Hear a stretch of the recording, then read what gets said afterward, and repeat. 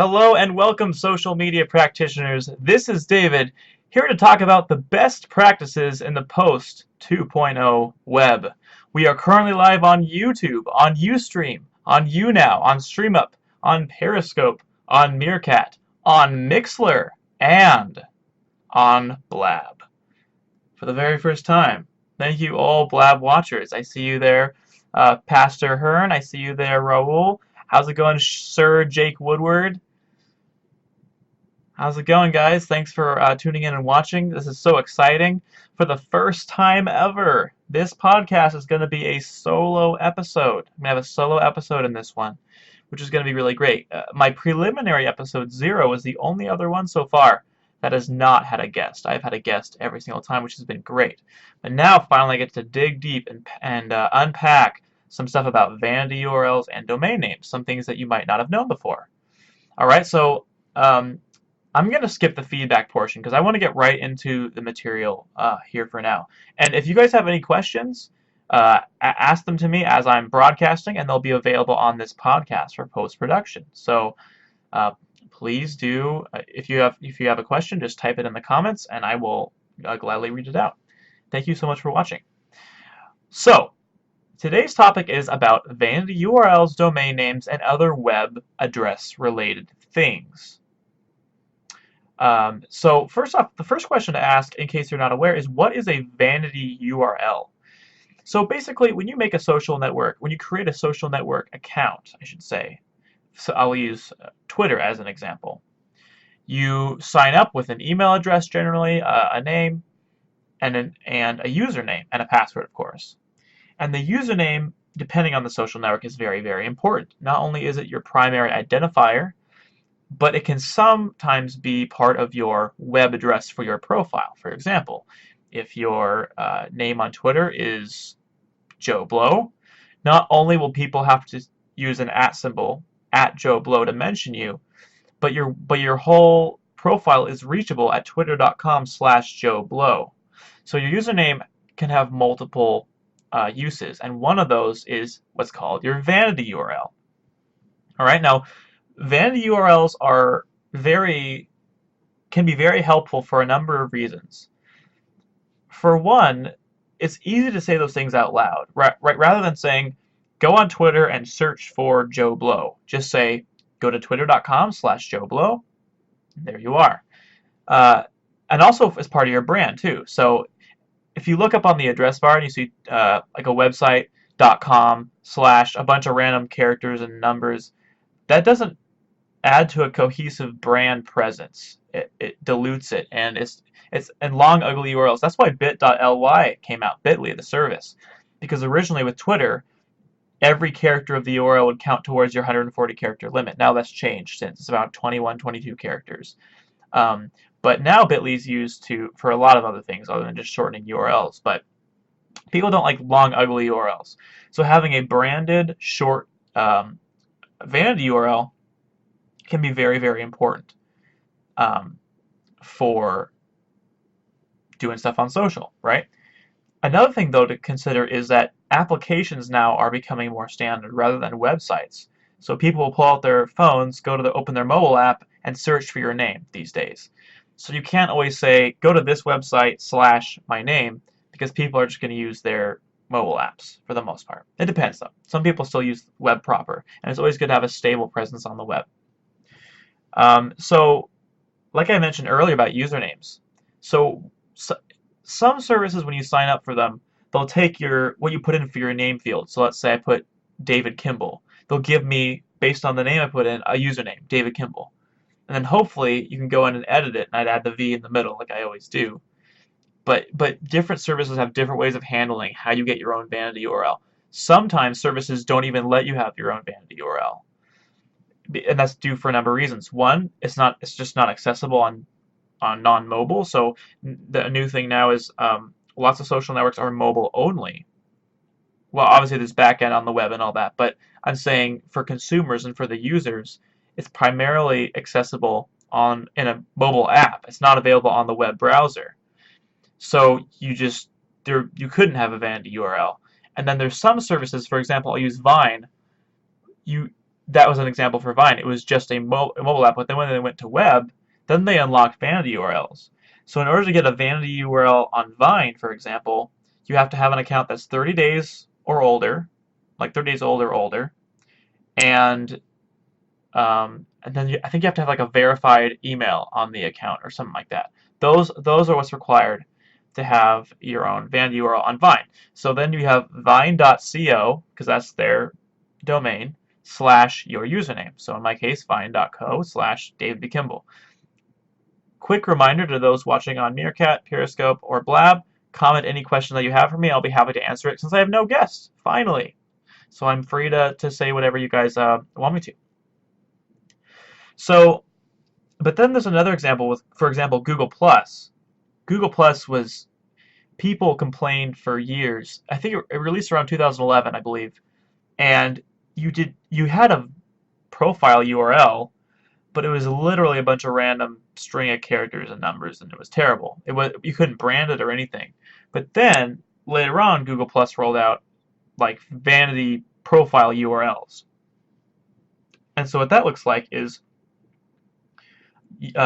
google.com/plus your username, but they're super finicky, and I'll go more into this later on. But they are super finicky about how you get the domain name you want. Because one problem that comes up is brands, like actual, like a Kmart or a Target will make an official account on a social platform, and Joe Blow will have stolen Target for his username. So if brand stuff gets involved, the service will generally take control, and they can do what they want with their service. So they might kick someone out of the Target username and to give it to the actual Target brand entity. Little Antennas on Meerkat says he's noticing that I'm wearing my Windows t-shirt on. He's wearing a Meerkat shirt. That's really cool. High five. Virtual high five. So again, like I said, I'll go into that more again later with the Google Plus stuff. But technically, Google Profiles, before Google Plus, before Google Buzz, there was a service called Google Profiles, and that had an interesting vanity URL schema where it was profiles.google.com / your username, or google.com/profiles / your username. So technically, if you go to profiles.google.com / David V. Kimball, that also redirects to google.com/plus David V. Kimball. So for those few of you that are listening that have a Google Plus or that had a Google profile back in the day, you have several personal branded vanity URLs to get to your Google Plus page, which is pretty cool. So hopefully that's something that some of you have. So let's get to the rundown, the social network rundown for vanity URLs. So the first one I'm going to talk about is Facebook.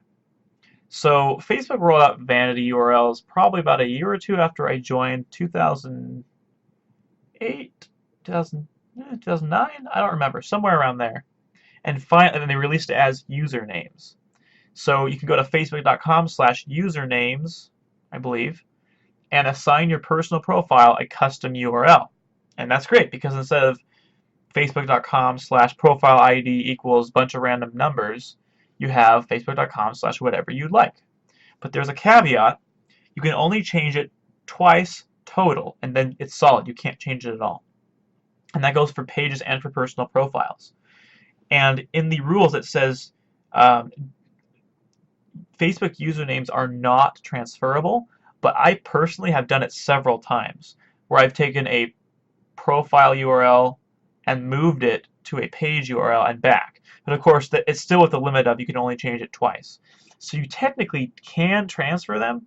It just looks like you change one and then change the other one to what the other one used to be.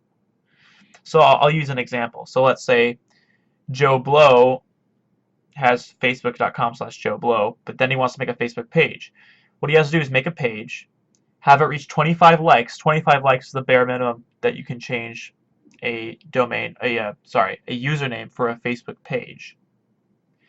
And once he has 25 likes, he changes his own personal profile to Joe Blow or Joe Blow Personal. So now it's facebook.com/Joe Blow Personal. And then on his page, he creates facebook.com/Joe Blow. That's how you can transfer it. It's kind of sketchy, and I don't recommend it, but it can be done.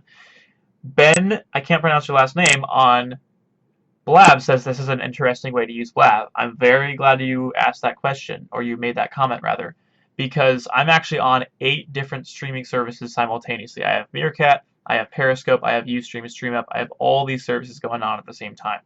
So I can see whenever you guys comment or say something, I can say it, and it's been a lot of fun so far. Okay, so that's Facebook. Here's another little unknown fact, is if you go to fb.com/your username, it redirects to facebook.com/your username. So let's say you had fb.com, you said you had facebook.com/Joe. You could tell someone, you can reach my personal Facebook profile by going to fb.com/Joe. Super, super short. I love, and really, short URLs or short domain names are coveted because they're becoming so much rarer now and so much more scarce. So if you have anything facebook.com, fb.com, as far as my experience, it redirects the same. And here's the thing about vanity URLs for groups. If you have a group on Facebook, you can assign it a custom URL immediately. And what that looks like is facebook.com/groups/ whatever name you'd like. So for example, I have a Windows 10 group called Windows 10 Hangout. And so I assigned it immediately after I made it. I assigned it facebook.com/groups/Windows 10 Hangout. So if you type that in your address bar, excuse me, you will go directly to that group. So that's Facebook. I don't think I'm missing anything. Oh, there's one more thing too. When you assign a custom name in groups, you get a personal customized email address too assigned to that group. So I think if that address is emailed, then the group members get it or something like that. I don't know all the details there. As far as Twitter goes, you can change your username as often as you like with no penalty, except if you change it to something and then some other account takes your old username, you cannot go back to your old username. So not only do I not recommend changing your Twitter handle, there's really not a good reason to do it unless you now have a really, really good one or you're changing your brand or something. But if you have to, you can really change it whenever you want. And you can totally transfer them. So, for example, this is something that Microsoft accounts do a lot.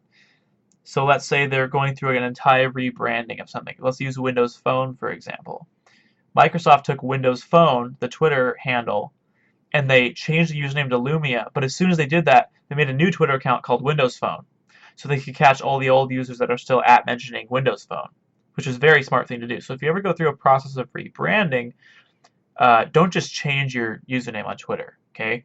Have another tab open ready to create a new account with your old username, switch the username on your current profile, and then immediately create a new one with your old username.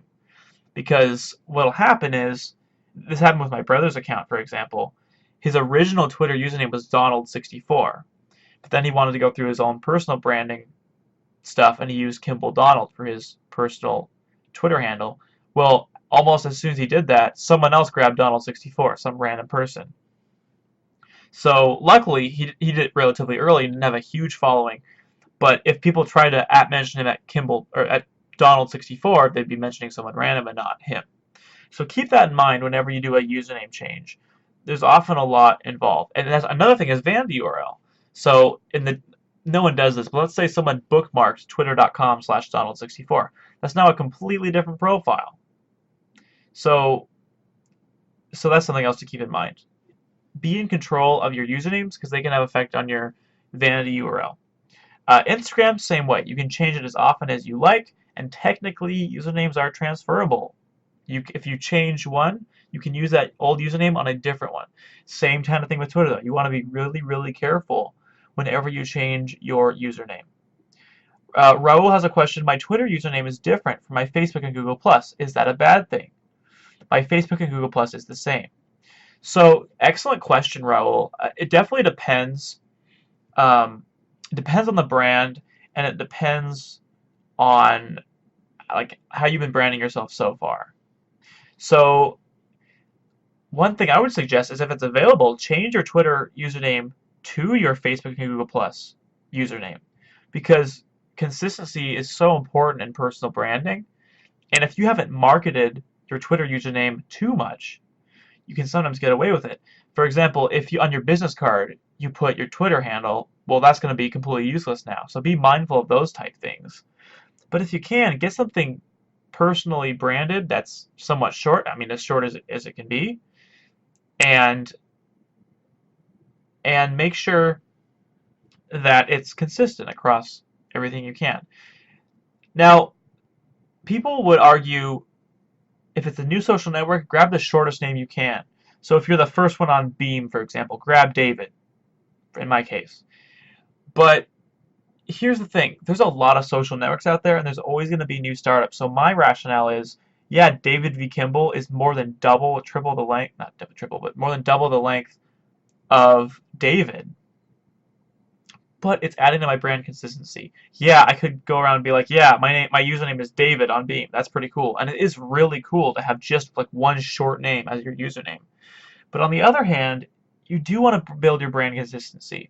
There's another thing about Twitter is I think you're capped at 15 characters for your username. So if you have anything longer than that, it will not work on Twitter. And that's not too problematic for the most part, but it can be sometimes if someone has a longer than 15 character username or whatever. You've been using Twitter since 2007 or 2008, Raul. Excellent. I believe you can still change your username, but again, think about what accounts that would impact. Another thing, thanks for bringing this up.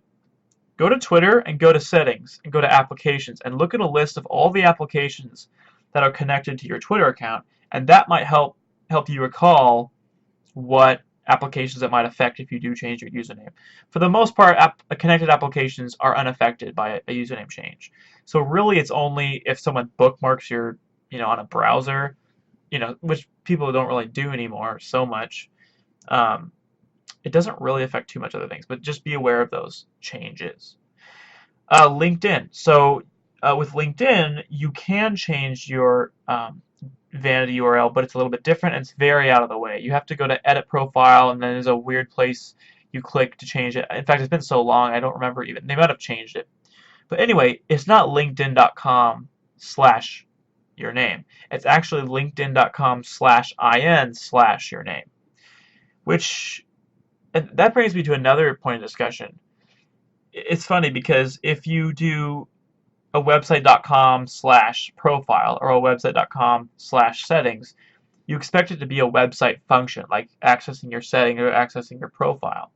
But what if somebody grabs a username settings or grabs a username profile? A perfect example of this is @reply on Twitter. So he actually wrote the foreword to my book, Beyond Tweeting, and he jumped on this opportunity to grab the reply handle on Twitter, and people mention him all the time by accident because they talk about @reply me back, or make sure you @reply me later, or whatever, and he gets mentioned because that's his username. So what websites are doing now, for example, I want to say, which one am I thinking of? I know Product Hunt does this. So your username is now producthunt.com/@ your username. So that producthunt.com/about can be their about page and not some usernamed about. Little antennas, have a good night. Thank you for tuning in and watching. So that's one thing that they're doing, and Google did this with Google+. So initially, plus.google.com is how you get to Google+, but our vanity URLs can't be google.com/username because there's already so many other pages, like google.com/about. If someone has a username called about, like, that would be weird. So what they do is google.com/the plus symbol username, and that's a great way to differentiate the two things. And it's so funny, if you go to twitter.com/connect or twitter.com/notifications, it used to have that strange problem where it didn't know whether or not to go to profile or to go to like this actual connect/notifications part of Twitter. Well, now they have twitter.com/i/notifications, and that's how you can access your connect and who's tweeted at you and who's listed you or whatever. But that's just kind of funny that websites are realizing, wow, we can't have a .com/username because that can cause some problems with our navigation. Oh man, and now we're on to YouTube. Like Google+, YouTube is the biggest pain ever for vanity URLs. It didn't used to be so much. Okay, here's the problem in the old days. If you got a YouTube account, this is before it was acquired by Google, you made a username. And when you made that username, it was youtube.com/that username, and that was your channel URL. You could not change it. You could not transfer it. You couldn't change the case-sensitive letters. You couldn't do anything to it. That was it for good. Well, because YouTube's been around for so long, and because it has amassed so many users, under Google, they had to change a few things. And this is where I shake my head, because if you want to make a YouTube account today, you cannot get youtube.com/your name. You can't. It's not an option anymore. Their new vanity URL schema is now youtube.com/c/your name. And even getting that is a pain, because you have to have something like over 500 subscribers to your channel, and you have to have like a verified Google Plus page. It's kind of a mess, and it's outraged a lot of people. So if you already have a youtube.com/name, keep it. Do not change over to their new system. But I have played around with it a little bit. One of my YouTube channels that has over 500 subscribers has a really old username that I used back in the day. It was like LinkFan something. And for fun, I tried using YouTube's new URL schema. So I took, and I have another gaming profile I use called Smasher David. So what I did was, on that YouTube channel, I opted for the new vanity URL option. So I had google.com/plus/smasherdavid on my Google Plus page, and youtube.com/c/smasherdavid. And what's funny is that is now my new vanity URL for that channel. But if you also go to youtube.com/linkfan, whatever it was, it also redirects there. So I think if you do get the new /c/name, your old youtube.com/name still redirects to your new /c name. But to be safe, I don't know. I would say don't switch to it yet, because it like connects it to your Google Plus page, and then it assigns a vanity URL to that too. There's one more really important thing I want to say about Google Plus vanity URLs before I talk into a way how you can hack them, which is really cool, by the way. I'll explain that in a little bit. But when you ask, let's see, Google will email you and say you are now eligible for a vanity URL for your YouTube profile, or they might say for your Google Plus profile or whatever. At that point, you click the link, I want my vanity URL or whatever, and they'll take you to a page and they'll say type in. Sometimes they'll ask you what you want. Type in what you want and get it. But then they ask for a, I can't think of the word right now, a suffix.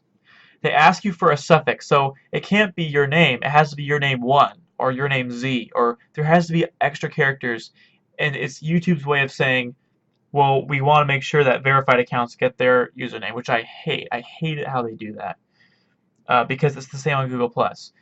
Google.com/plus/your first name, your last name, and a suffix. So you can't get Joe Blow. You have to get Joe Blow 1 or Joe Blow 23 or Joe Blow XYZ, which is really the dumbest thing ever. So be really careful when you get vanity URL stuff on Google Plus or YouTube. Not only because it's permanent, you cannot change it ever. It's non-transferable. If you delete that account and try to make a new account, you cannot take your old username back. It is gone forever. So be really careful. So here's a little way that I hacked it to get what I wanted. So like I mentioned, I have another YouTube channel called Smasher David. Well, they were doing that thing where I paired it to my website, the smasherdavid.com website that I had at the time, and I got it approved, and it was okay and everything. But when I applied for my vanity URL, it said, choose a suffix. It has to be youtube.com/c/smasherdavid suffix. So as if it wasn't bad enough that they threw in the /c in Google and YouTube domain URLs now for channels, but they wanted me to add a suffix. So at the end of the day, instead of having youtube.com/name, which is how it used to be, now it's youtube.com/c/name with a suffix, which is absurd. When you look at Twitter, and you can get twitter.com/whatever you want, no questions asked, Over here on YouTube, you have to get youtube.com/c/ the name you want plus a suffix only if you have over 500 subscribers and your account's over 30 days old. It's just ridiculous. In my opinion, username should not be that tough to get. And if a celebrity or if an actual brand claims rights to a name that you have and it's legitimate, then that's okay and they should get it, in my opinion. But there shouldn't be all these what am I trying to say? There shouldn't be all these barriers to getting the domain, the vanity URL that you want. It's just absolutely ridiculous that there's all these hurdles in the way. That being said, there are lots of users that create an account, like on Twitter. They pick a username and then they don't touch it for years. So from that standpoint, I understand how frustrating it can be that good usernames, sometimes really short ones like David or Joe or whatever, are wasted on inactive profiles. And I do understand that. So maybe providing a few hurdles is a good idea. But making it this hard, come on, Google. That's ridiculous. So to get google.com/plus David V. Kimball, I had to mess around with Google support, and I put V as my nickname. So one of the options for suffix was in between my names. So luckily, I was able to throw together David V. Kimball like I have on everything else. And that was super lucky. And then, of course, I made my YouTube account back in the day, so it's youtube.com/David V. Kimball. And I'm not getting that new /C crap. I'm not doing that. So all that to say, I talked a lot about YouTube and Google+, but they are really just such a mess in the vanity URL department. So with Reddit, your username is so important. In fact, you don't even need an email address to make a Reddit account. That username is so important you cannot change it, you cannot transfer it. So do not try to do either of those things. And now we're going to talk about Tumblr, because Tumblr is a very underutilized weapon, in my opinion, that can be very, very helpful for vanity URLs and domain names. So I'm going to segue from vanity URLs into domain names. So when you make a Tumblr account, they ask for your email, but one of the first things you do is you set up your own Tumblr profile, which is basically your own blog, and you get a username. And then your username is whatever you picked, .tumblr.com, and that is your blog address. Okay? And also, when you post things in the little Tumblr interface, your username is whatever you picked minus the .tumblr.com. So that is your identity. But what you can do with Tumblr for free is pair it with a domain name that you've purchased. So for example, I purchased davidvkimball.me.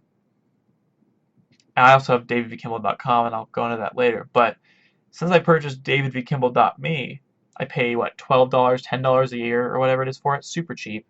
I can pair that with Tumblr, enter the settings, and now when you go to davidvkimball.me, it goes to the same place davidvkimball.tumblr.com would go. And what blows my mind about this is that's usually a premium feature. Like most websites or most social networks that even have that feature, if it does at all, charge you. They make you pay for that feature. But with Tumblr, and actually with Blogger and a few others, it's absolutely free. So that's a great thing you can use for your domain name that you purchased. Beyond that, you can set up your own custom redirects. So if you make a new page on Tumblr, which is different than a post, under tumblr.com/customize, that's how you can access those features. Make a new page and make it a redirect. You can do yourdomainname.com or yourdomainname.me or whatever, / whatever you choose, and it can redirect to whatever you want. So for example, let's say you made a YouTube account way back in the day, and it's not branded at all. It's like trucklover379, and that's you don't want to say my name is Jeffrey Moen, and you can reach me on Twitter at Jeffrey Moen, and on Facebook at Jeffrey Moen on Facebook, and on Blab and on Periscope and my YouTube account is trucklover379. Right? So to prevent that, what you can do is maybe I forgot the name of this guy. I don't even remember. I just said his name. Chuck. Let's say his name is Chuck. Now what you can do is buy chucknelson.com, pair it to Tumblr, and then say, oh, you want to go to my YouTube channel? Just go to chucknelson.com/YouTube, and it will take you to my channel, instead of saying trucklover397. So let me reiterate, because that was a lot of information. Sign up for Tumblr, create an account, then under your blog settings, pair your domain name to it. And I can give you some instructions on how to do that. If you basically are changing your at registries in under your domain name, and you're putting in, I think it's 4.4.4, which is Tumblr's IP address, I think. And when you do that, you redirect your domain to Tumblr, and then Tumblr assigns it to your blog. So at that point, once you've paired your domain name with your Tumblr account, you can create redirects through pages, like whatever you want, like yourname.com/YouTube takes you to your youtube.com whatever page. You can have it so, I'm trying to think of a service that doesn't give you a vanity URL at all. I know there's some of them. Well, let's use Quora, for example. So Quora is a great question and answer social network, and they recently got vanity URLs, but they haven't always had it. So let's say it's Quora.com/profile/numbers and letters. You can set up a .com/Quora to go there. So instead of telling people, yeah, to go to my profile, you'll have to just search my name or click in Quora.com/profile/whatever, you can say go to mywebsite.com/Quora, and it'll take you right there. That's all for free. Tumblr provides that all for free, which is incredible. Can your Tumblr username be changed? Yes, it can. Thanks for asking, Raul. However, with Tumblr usernames, they're extremely hard to find short ones because another really popular service that makes you create a username first thing. So once you find a good one, stick with it. Another thing to keep in mind is, let's say you pair your domain name to Tumblr. So again, I'm going to use my own personal example. My username is David V. Kimball on Tumblr. And my website is davidvkimball.me that I pair with Tumblr. But when you make posts, it's still registering under your name, David V. Kimball. davidvkimball.me is just the web part of it. So on the mobile part of it, I'm David V. Kimball. But if I change my name to David Likes Windows, davidvkimball.me would stay unchanged, and that would stay the destination for web users. But my username would then come up in the mobile app as David Kimball Loves Windows, or whatever the name I just came up with. So it has some bearing on the Tumblr experience, but it doesn't affect your domain name. Okay, and so now the next question might be, how do you get your own domain name? How do you get your own .com or .me or .im or whatever the heck you want? Well, you might recognize the name GoDaddy. That's because you can buy domains through them. They also provide web hosting and a few other services, email hosting. So what I did, 2012, so about 3 years ago, I purchased davidvkimball.com. And I was in a web development class, not web development, web design class at the time. So that's the name that I purchased because it was the username I was using on all my social networks, right? So then I built my website with Weebly. Now Weebly is for the website creators that don't know how to create a website, and that was me then. And I still use Weebly. I actually really like Weebly because on one end, it's really easy to drag and drop text boxes and images and all that. But there's also a bit of a back end to it. You can upload your own files to it and edit your own theme. You can change the CSS and the HTML. And it has some quirks, but I think it's a great platform. So anyway, I bought davidvkimball.com back then. I paired it with Weebly, and I use Weebly for my website, which if you go to davidvkimball.com, you will see it. But I also purchased another domain name, which I mentioned earlier, davidvkimball.me. And I haven't really done much with it other than have it be the home where Tumblr rests. So if you go to davidvkimball.com, you go to my main website. If you go to davidvkimball.me, you go to my Tumblr account. Now, any one of you can do this. You could you could argue it might be overkill to purchase more than one domain name, and it certainly can be. But again, a big reason I purchased another domain name is because with Tumblr, it's just so easy to set up redirects. So, for example, if I wanted, let's say I just came out with a new product, I could say, yeah, if you want to learn more about it, just go to davidvkimball.com or davidvkimball.me/the product, and you can go right to it. Instead of go to producthunt.com/random URL string that they assigned to my product. So it's really easy to brand, it's really easy to share, it's really easy to remember to set up redirects. Another thing, if you don't want to use Tumblr at all, and that's fine, and you have different usernames on everything, another really great way to unify your brand is to set up subdomains. So for example, in GoDaddy, which is what I use for davidvkimball.com, For example, what I have set up is blog.davidvkimball.com goes to my blog, right? So let's say you're Joe Blow and you have Joe Likes Trucks 23 on Twitter, and you have Joe Blow on Facebook, and you have Joe something else on Instagram. Instead of remembering all those different usernames and trying to get people to remember them, what you can do is assign twitter.joeblow.com to go to @JoeBlowLikesTrucks on Twitter. And then you set up facebook.joeblow.com to go to facebook.com/JoeBlow. So you can set up these redirects for free in the service as long as you're paying for the domain you have, which is again is like 12, depending on what kind of domain you have, $10 to $12 a year is relatively standard for a .com or a .me. And for paying for that domain, you can set up subdomains to go to your other social networks, which is a really great solution. Because I know for some people they're locked. So on YouTube, like I mentioned before, you can't change your username. On Facebook, maybe you've changed it twice, and that's the limit. You can't change it anymore, so you're locked with that username. But you don't want to create a new account and lose all your followers and lose all your subscribers and yada yada yada, all that stuff. So creating subdomains and having them redirect and forward to other destinations is actually a very viable alternative to creating a new account or whatever you have to do. Okay, so that is my little tip for subdomain redirecting. Now, one more thing about Tumblr. One thing that was funny was I purchased Kimball.in. So spelled out, it's Kimballin, and I that was an accident actually, but I realized it later and I found it kind of funny.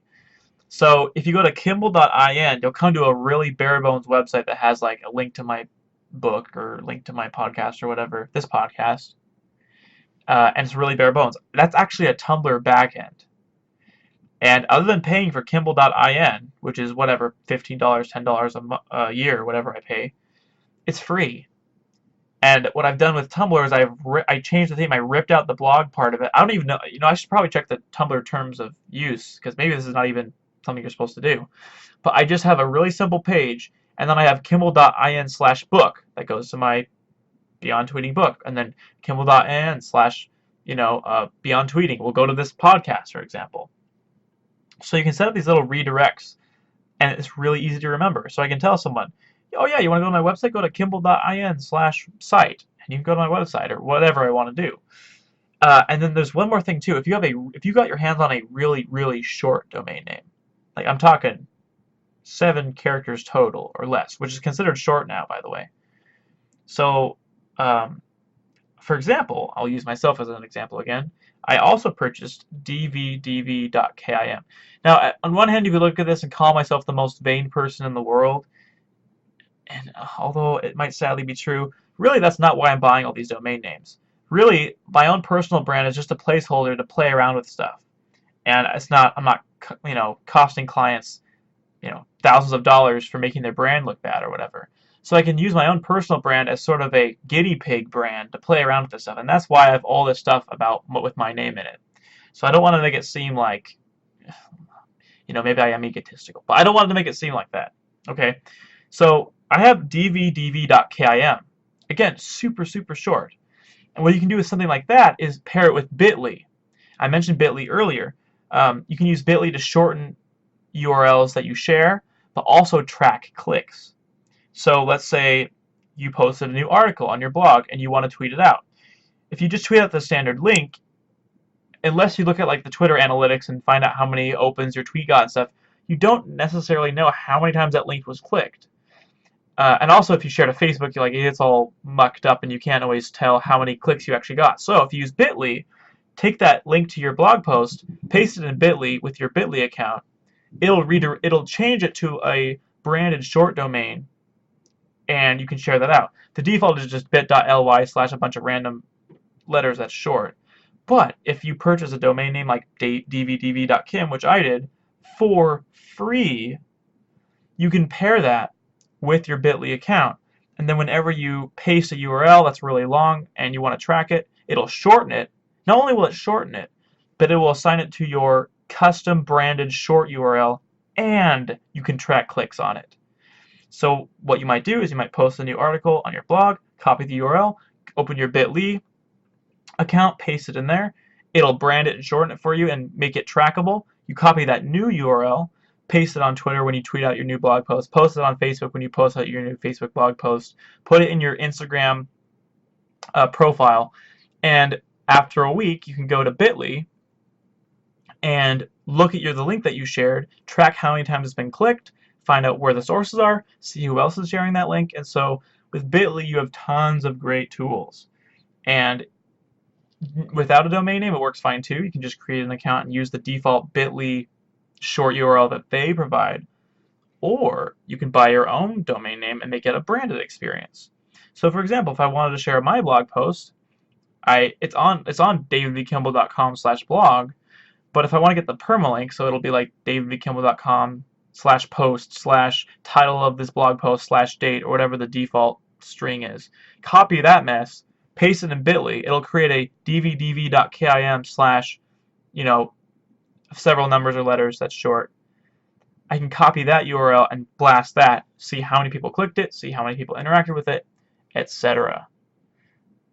Meyer Monde on Meerkat said, "That was wonderful, man. Thanks for the enlighteners. Love the subdomain idea." You're welcome. I'm glad that you guys are listening and getting benefit out of this. Okay, so yeah, so that's a really good way to do that.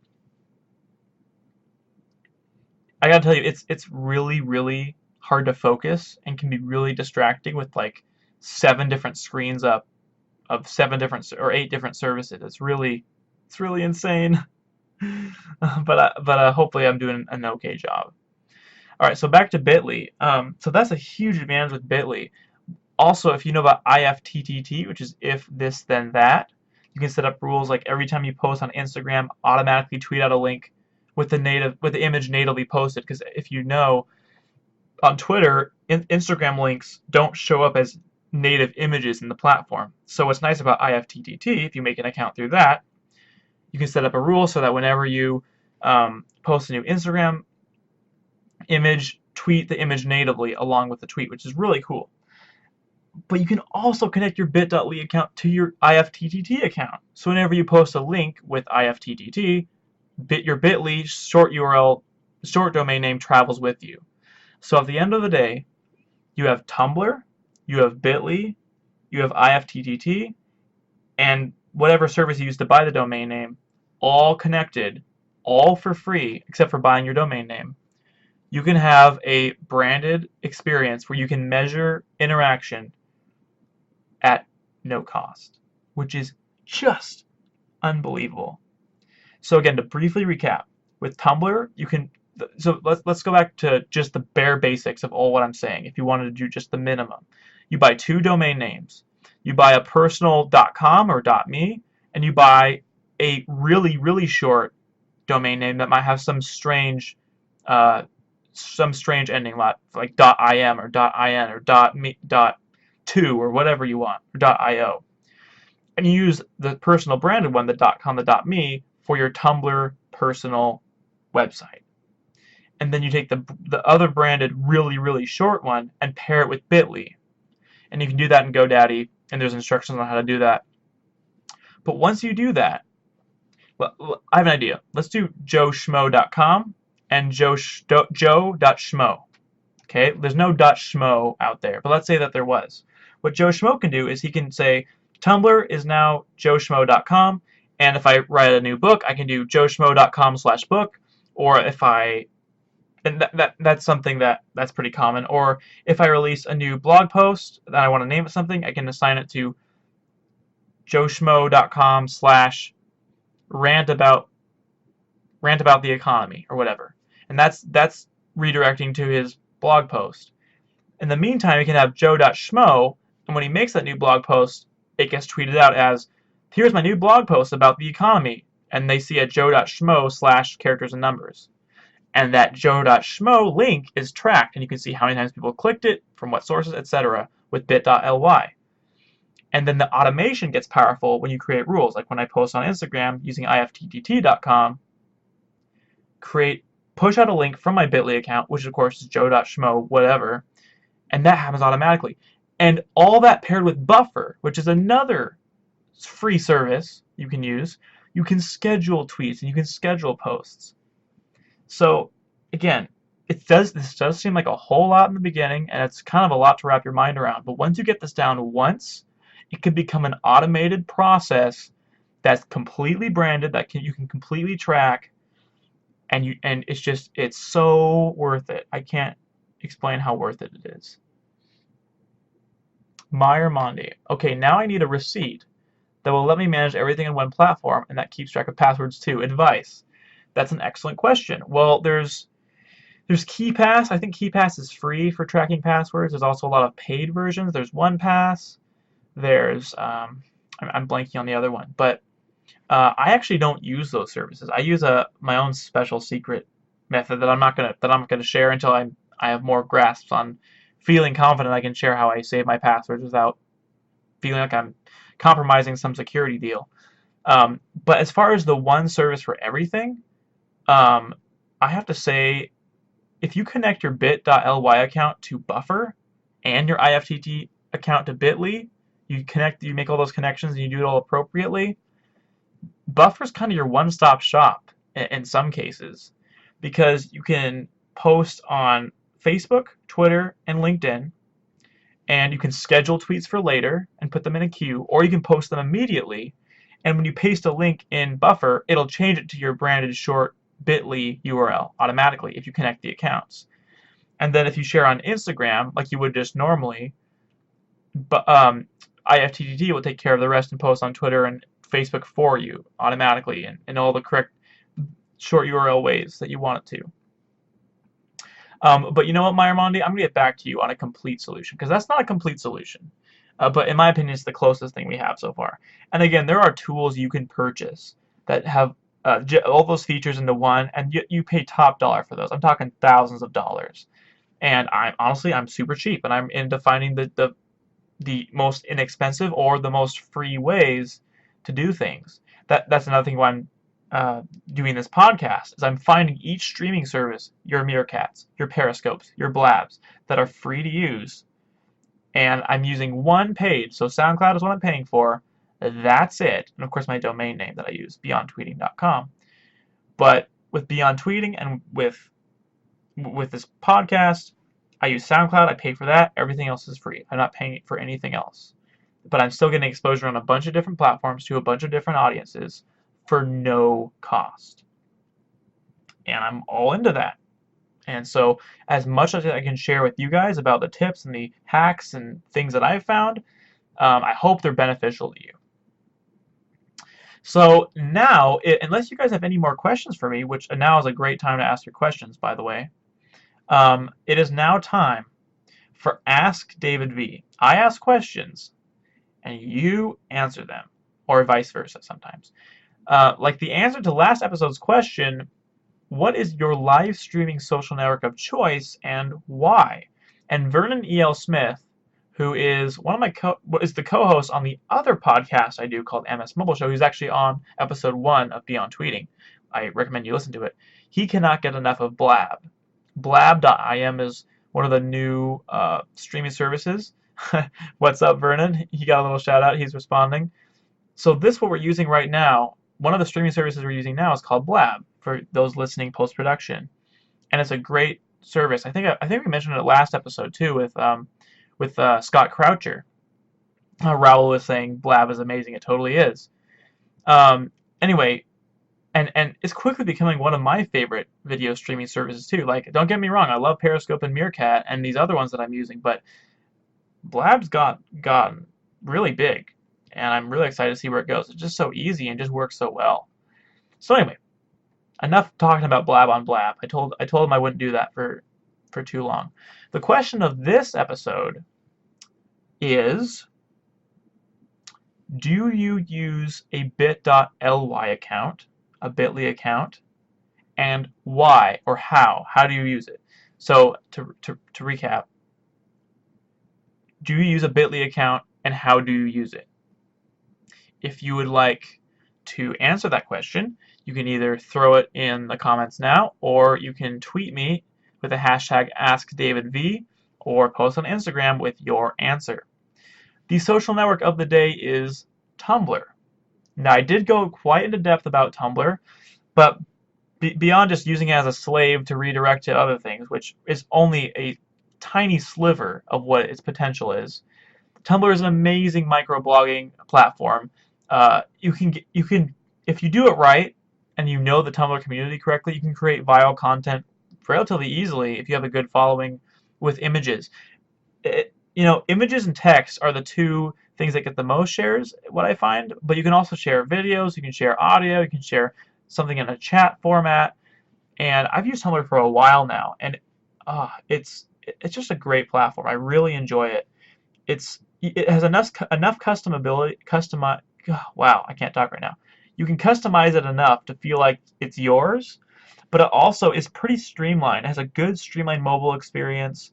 You can view your feed as a cumulative real-time update of posts, almost like Twitter, really, really very similarly to Twitter. But you also have the freedom to have a web address to share as a normal blog. So I love Tumblr. It's so powerful. It is available on the web at tumblr.com, and Tumblr is spelled TUMBLR.com. No E. They have an iOS, an Android, and a Windows app. However, there's a really great app for Windows Phone called Ported for Tumblr. It's a better Tumblr app than Tumblr, in my opinion, and I recommend you check that out. It is available in the show notes. There will be links to all of these things. Let's take a trip to the app graveyard. These are the applications and services that are no longer with us. Today's dearly departed application is Formspring.me, later known as Spring.me. And basically, it was an Ask Me Anything. It sort of pioneered the Ask Me Anything type of social network. So, anonymously or not anonymously, you could create an account and ask questions to other users on the service.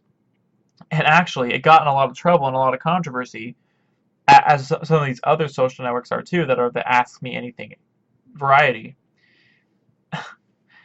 They lead to some really serious stuff like suicides and depression and these terrible things, because when you get direct questions that are anonymous, people can get pretty nasty. And me and Scott touched on this last week about anonymous comments really being nasty and being awful. And so I wouldn't say that's the reason why it ended up dying. Actually, they had a scare in 2013. They said, oh, we're going to have to shut down. And through some secret event, they said, actually, we're back together. We're now rebranding as Spring.me. And they lasted for another 2 years. But as of August 5th, which was, I don't know, 2 weeks ago or so, Spring.me doesn't go anywhere. It seems completely gone by now. But I really liked Formspring. I thought it was a neat little social network that had a clean interface, and it was fun to ask questions when people weren't being jerks, which wasn't very often in my experience. And since then, Ask.fm and of course Tumblr have adopted the Ask Me Anything component to their social networks. And it's funny that Ask.fm is almost a complete ripoff, complete copy of Formspring, yet is the one still there, still existing. So funny how that works in the startup culture and the social network sphere. Here we go. Now it's time for immature impersonations. Maybe they're good, maybe they're bad, but they are certainly immature.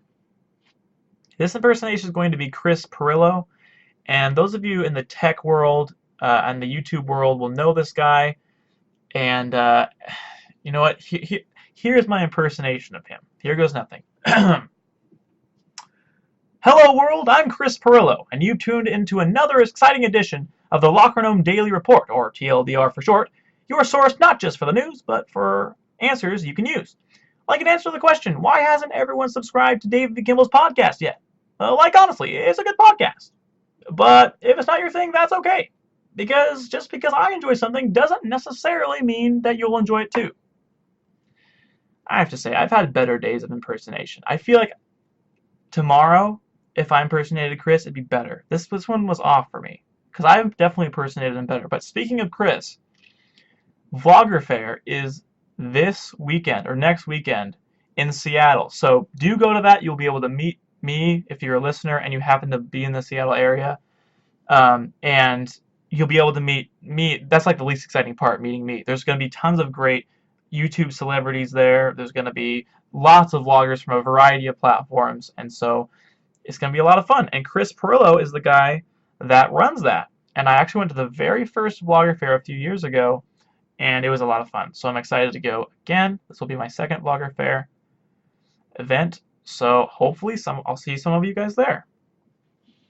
Wow, this was a fun episode. It was really fun to engage with the viewers and answer your guys' questions and so that's the struggle right now is when I have guests on, I'm really more focused on the guest and I want to hear what the guest has to say, and I don't know how to share that audio with my Meerkat and Periscope audience yet. I'm working on that. But for now, it was fun to have a really solid solo show with you guys. Thank you so much for watching, for sharing, for downloading, and for subscribing to this podcast for all things beyond tweeting. If you're a first listener or first watcher to the show, you can go to beyondtweeting.com/subscribe. And that's a really easy way to get connected with this show. And you can just search Beyond Tweeting in one of your favorite podcasting applications. We'll pop right up. And if a show is going on right now, which it is, in other words, we're live, you can go to beyondtweeting.com/live and you'll get redirected right to a show that's going on this minute. And so I think it's time that we end on an anticlimactic line. Toes.